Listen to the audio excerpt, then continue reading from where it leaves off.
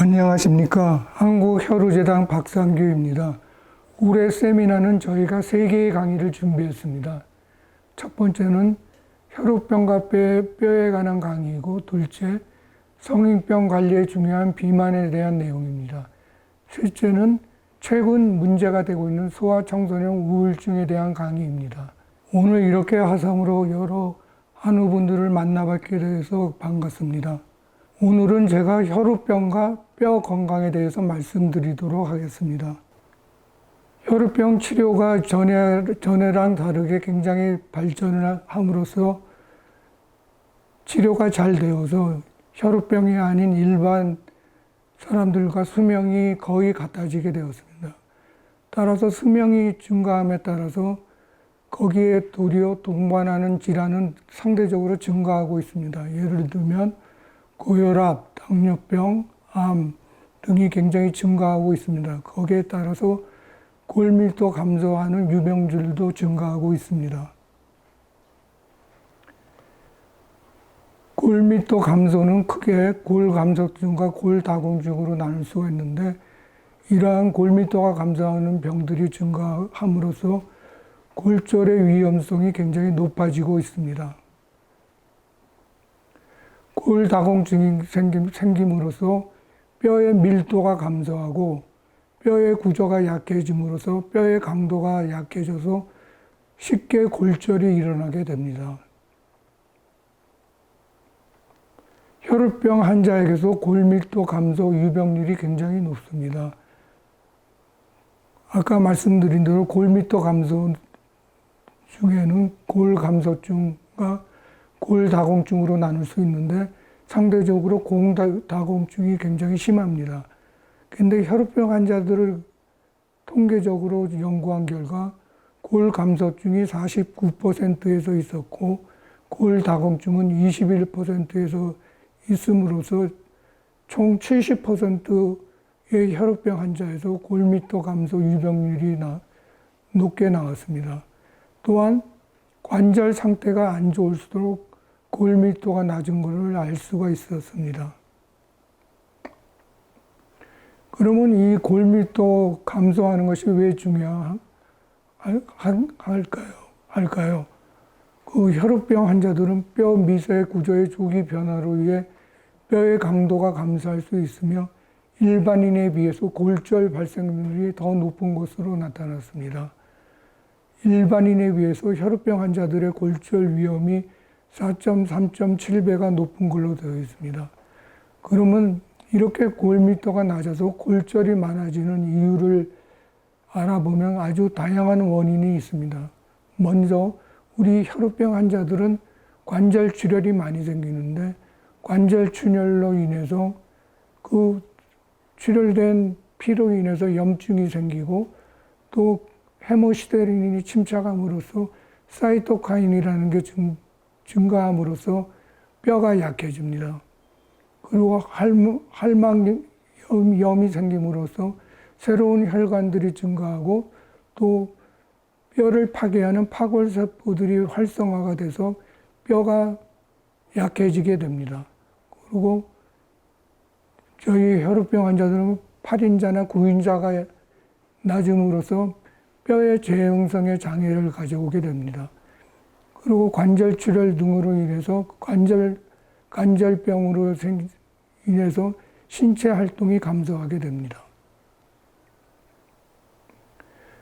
그래서 혈우병 환자가 골밀도가 낮은 이유는, 먼저 혈우병 환자들이 관절 출혈이 많이 생기게 됨으로써 연골이 손상되고 결국에는 관절병증이 생기게 됩니다. 그리고 또한 요새 연구 결과가 많이 나오는 것이 응고인자 8번, 9번 자체가 뼈의 형성에 큰 영향을 미친다는 연구 결과가 나옵니다. 따라서 혈우병 환자들은 응고인자 8번이나 9번이 결핍됨으로써 뼈의 형성이 약해진다는 보고들이 많이 나오고 있습니다. 그리고 응고인자들이 마지막 부산물인 트롬빈이 마지막으로 생기게 됐는데, 이 트롬빈이 결국 뼈의 형성에 크게 작용을 한다고 알려져 있습니다. 따라서 응고인자 8번, 9번 자체 결핍으로 뼈가 약해지고 또한 마지막 생성물인 트롬빈이 결핍으로 인해서 뼈가 약하게 됩니다.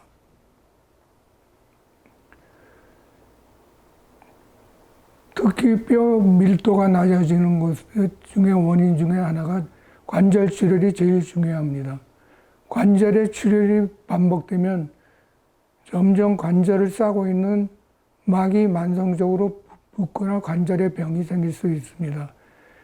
왼쪽의 그림에서 보시는 것처럼 건강한 관절에 비해서 혈우병 환자의 관절은 출혈이 생김으로써 출혈에 의해서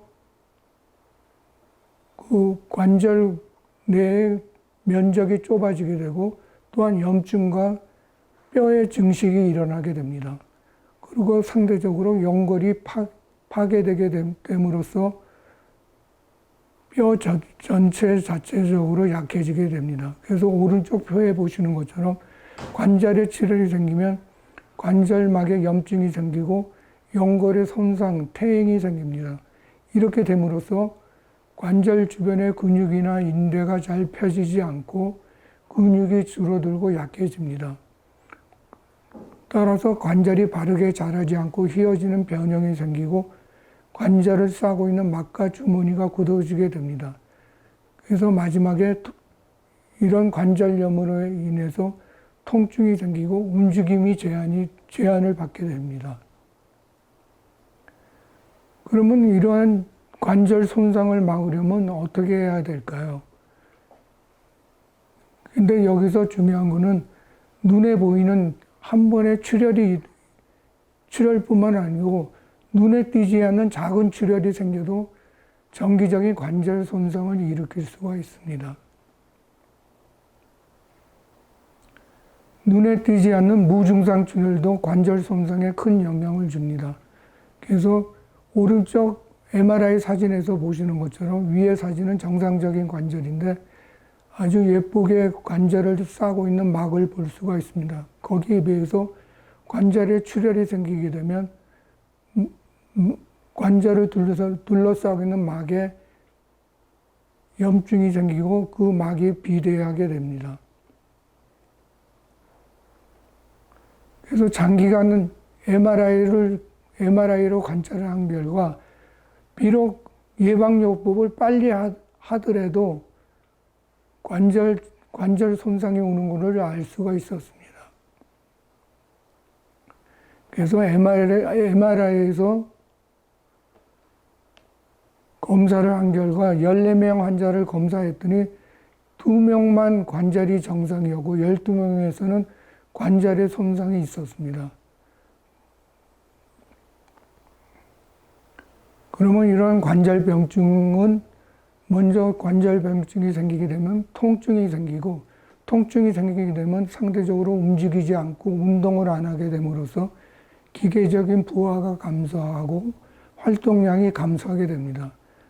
이렇게 활동량이 감소함으로써 근육이나 골격 기능이 손상이 생기고 또 밖에 활동을 하지 않음으로써 비타민 D가 감소해서 골다공증이 생기게 됩니다.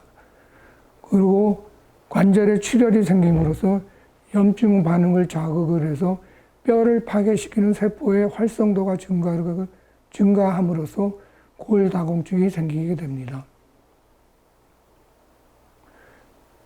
그러면 혈우병 환자에서 팔인자의 역할은 무엇일까요? 우리가 알고 있는 것처럼 팔인자가 부족함으로써 지혈이 잘 안 되고 출혈이 생기게 됩니다. 또한 출혈이 생김으로써 염증 조절이 잘 안 되게 됩니다. 그리고 아까 말씀드린 대로 8인자나 9인자가 부족함으로써 연골 파괴 조절이 되고 골 생성 조절이 되지가 않고 혈관이 새로 생기는 이런 부작용이 생기게 됩니다. 따라서 오른쪽 표를 보시면 8인자가 부족하게 되면 출혈이 생길 뿐만 아니고 출혈로 인해서 혈철분 누적이 생기고 또 조골세포나 파골세포 조절 능력이 저하가 됩니다. 또 출혈에 대한 걱정으로 신체 활동이 저하됨으로써 골 형성 저해가 생겨서 골밀도 손실이 생겨서 골다공증의 위험이 증가하게 됩니다. 따라서 이런 그림에 보시는 것처럼 우리가 뼈를 조절하는 데는 뼈를 형성을 도와주는 조골세포와 뼈를 파괴시키는 파골세포가 있는데 팔인자가 부족함으로 인해서 파골세포의 영향이 커지고 조골세포의 영향이 작아져서 뼈가 파괴되게 됩니다. 그래서 이런 혈우병 환자들이 골밀도가 어떻게 변하는 것을 알기 위해서 정기적으로 골밀도 모니터링을 하는 것이 중요합니다. 골밀도 모니터링을 해서 골밀도가 낮을 경우에는 반드시 빨리 운동을 추천하고 비타민 D가 부족하면 보충을 하고 건강한 체중에 맞춰서 이러한 프로그램을 조기 시작하는 것이 중요합니다. 혈우병 환자의 골밀도 선별 검사에 대해서 보게 되면 혈우병 A, B 환자들이 경증이거나 중증도증, 중증에 상관없이 50세 이상인 한우들은 혈우병 골밀도 선별 검사인 DXA를 실시해야 되고 40세에서 49세에는 밑에 있는 내용인 위험 인자가 있거나 혹은 저외상 골절이 있을 경우에는 DSA 골밀도 선별 검사를 실시해야 됩니다. 40세 미만에서 저외상 골절이 있을 때는 DXA를 실시해야 됩니다. 그러면 혈우병 환자들의 골다공증이 생기지 않도록 예방과 관리를 어떻게 해야 될까요? 이거는 신체 활동, 낙상 예방, 칼슘과 비타민 D의 보충, 항골다공증 약물, 응고인자 예방요법으로 나눠서 말씀드리도록 하겠습니다. 그러면 먼저 신체 활동에 대해서 말씀드리도록 하겠습니다. 신체 활동에는 유산소 운동, 강도 저항 훈련, 균형 운동, 유연성 훈련 등으로 나눌 수가 있겠습니다. 첫 번째로 제일 중요한 체중 부하 운동에 대해서 말씀드리도록 하겠습니다. 체중 부하 운동은 골밀도 유지와 증진에 굉장히 중요한데 특히 소아 청소년기에 굉장히 중요합니다. 최대 골질량이 10% 증가하게 되면 골다공증의 발생이 지연되게 되고 골절 위험도가 50% 감소하게 됩니다. 이런 체중 부하 운동에 대해서는 연구가 많이 되어 있는 것에 반해서 저항 운동에 대한 연구는 아직 진행 중입니다. 그래서 여러 한우분들이 걱정하는 이런 운동을 함으로써 출혈 위험성이 증가하지 않나 그런 걱정을 하실 텐데 그런 출혈 위험성 증가는 없는 걸로 연구 결과 밝혀졌습니다. 근데 우리 몸의 최대 골량은 청소년기에 달성하는 것이 중요합니다.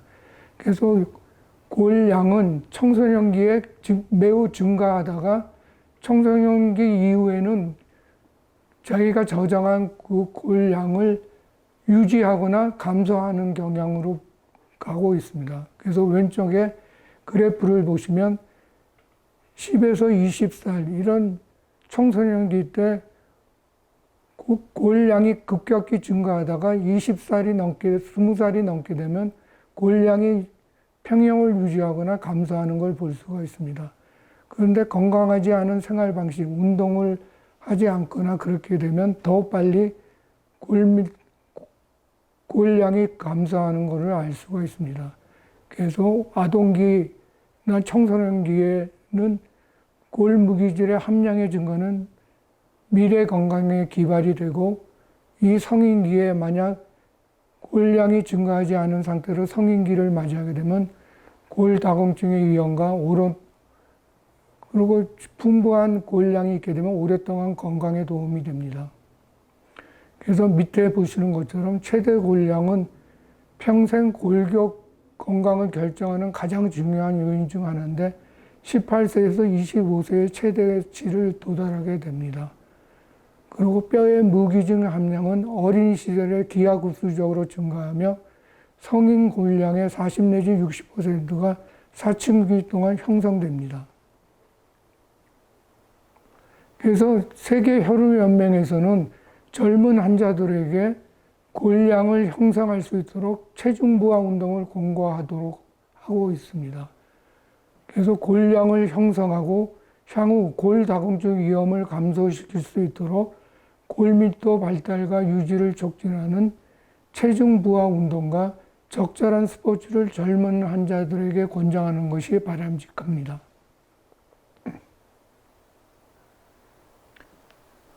그런데 운동 중에서도 효과적으로 골 형성을 자극할 수 있는 운동은 고강도 운동입니다.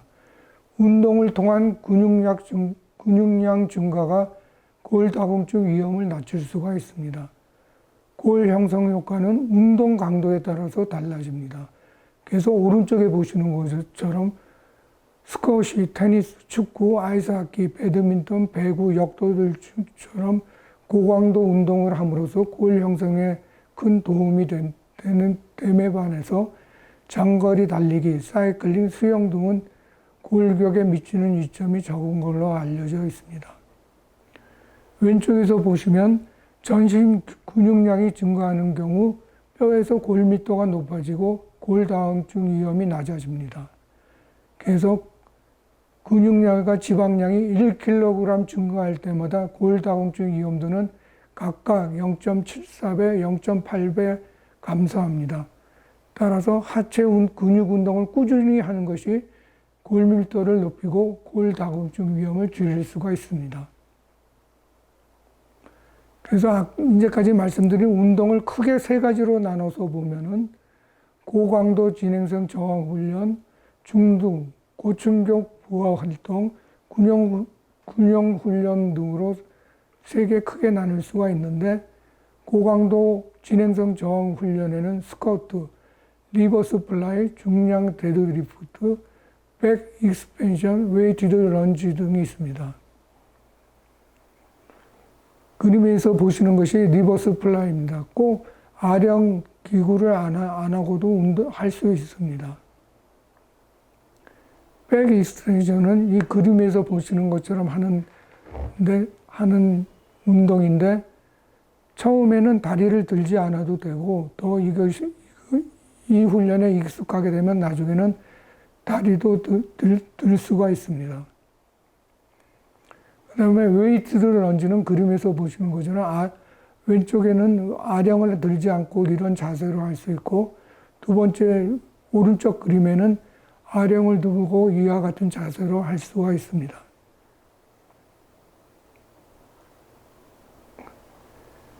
그 다음에 두 번째 가장 저희들이 효과를 볼 수 있는 중등 고충격 부하 활동을 보시면 껑충거리기나 벤치 스텝업, 바운딩 운동, 수직 및 다방향 등을 할 수가 있습니다.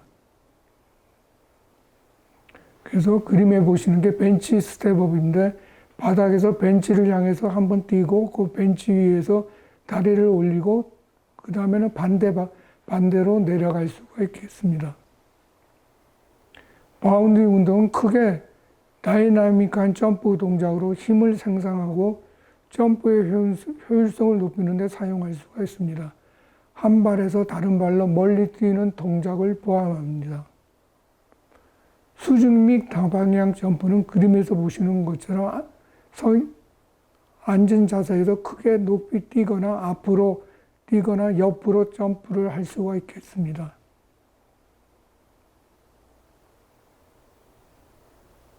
그리고 마지막으로 근형 훈련이 있는데 근형 훈련에는 태국건이나 뒤로 걷기, 그 다음에 양발을 이용해서 옆으로 걷거나 한발 서기, 댄스 할 때 쓰는 피벗 턴이나 장애물 넘기 등이 있겠습니다.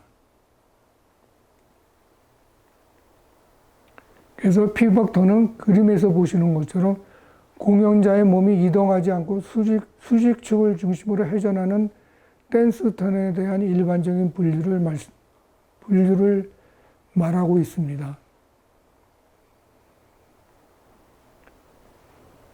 그러면 이 부하 운동이 왜 뼈에 중요한가에 대해서 말씀드리면, 이러한 신체 활동은 압전 효과를 통해서 전기가 발생하게 됩니다. 그래서 이 전기가 발생함으로써 뼈에 자극을 주어서 뼈 조직 내의 골세포를 활성화시키게 됩니다. 그리고 이런 운동을 함으로써 뼈 밀도가 증가하는 뿐만 아니고 가장 중요한 골절을 예방하기 위해서는 낙상을 예방해야 됩니다. 낙상이 굉장히 중요한 이유는 골절의 53에서 81%가 서 있는 높이에서 넘어짐으로써 생깁니다. 그런데 낙상의 1년에 발생하는 유병률이 30에서 42%로 굉장히 높습니다. 따라서 낙상을 방지하기 위해서 근육 강화와 균형을 위한 운동이 중요합니다. 그리고 또한 정기적인 골격계 평가를 해야 됩니다. 다음으로 칼슘과 비타민 D를 보충해야 됩니다. 한 연구에 의하면 혈우병 환자의 47%가 비타민 D가 결핍되어 있습니다. 그러면 이런 골다공증이 생기게 되면 이거를 치료하는 약물이 개발되어 있습니다. 그래서 만약 혈우병 환자가 최소 외상성 골절이 있거나 골절 고위 이용근이 있으면 항골 흡수 약제나 합성대산 약제 혹은 혼합 약제를 복용할 수 있게 됩니다. 근데 이 항골다공증 약물은 아직 정확히 연구 결과가 나오지 않고 아직 연구가 진행 중입니다. 그러면 아까 초반에 말씀드렸는데, 그러면 응고인자 8번, 9번이 왜 골다공증 예방에 중요한가에 대해서 말씀드리도록 하겠습니다.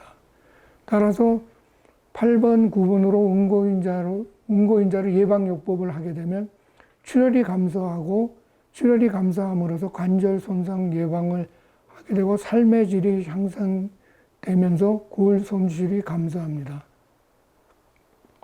그리고 이 8번, 9번 응고인자 자체가 골 형성에 크게 영향을 미친다는 연구가 많이 생기고, 결국은 8번, 9번의 마지막 응고 산물인 트롬빈이 생김으로써 골 형성을 형성하는 데 도움을 주고 있습니다.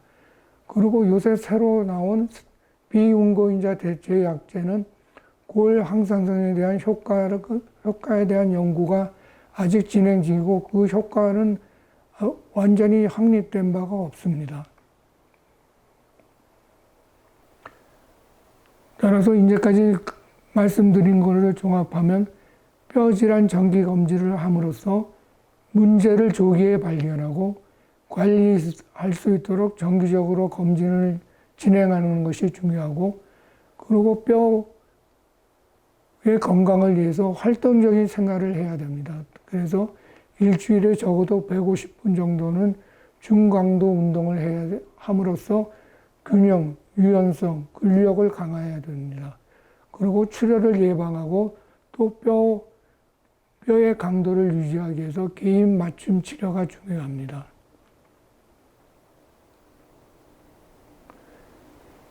그런데 우리나라에서는 아직 혈우병 환자가 골다공증의 빈도가 어느 정도로 되는지 대한 연구가 전혀 진행이 되지 않고 있습니다.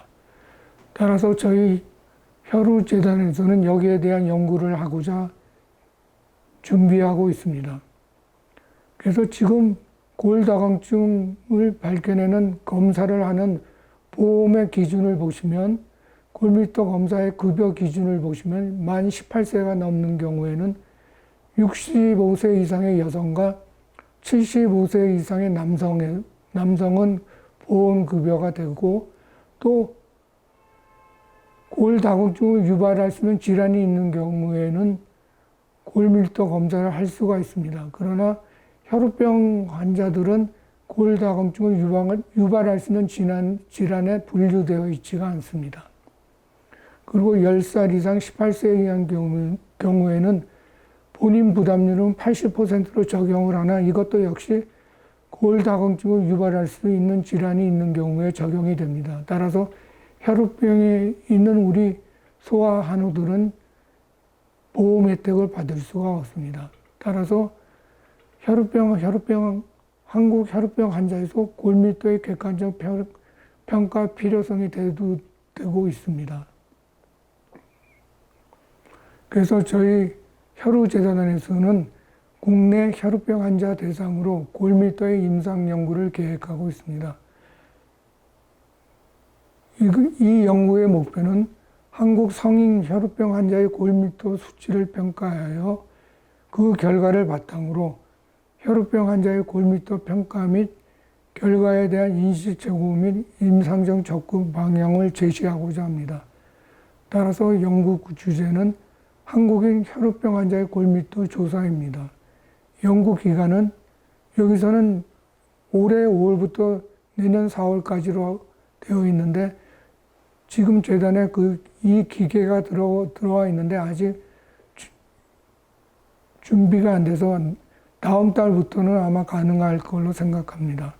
그래서 연구 대상은 일단 18세 이상의 중증 혈우병 A 환자 40명과 중증 혈우병 B 환자 20명을 대상으로 하고 있습니다.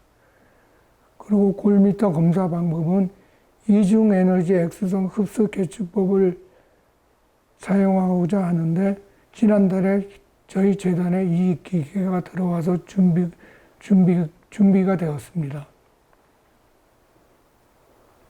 이상 혈우병과 뼈 건강에 대해서 말씀드렸습니다. 재단 안에서 준비한 강의가 한우 여러분과 가족, 여러분들의 건강한 삶에 도움이 되기 바랍니다. 항상 건강하시고 2025년 한 해를 잘 마무리하시기를 기원합니다. 감사합니다.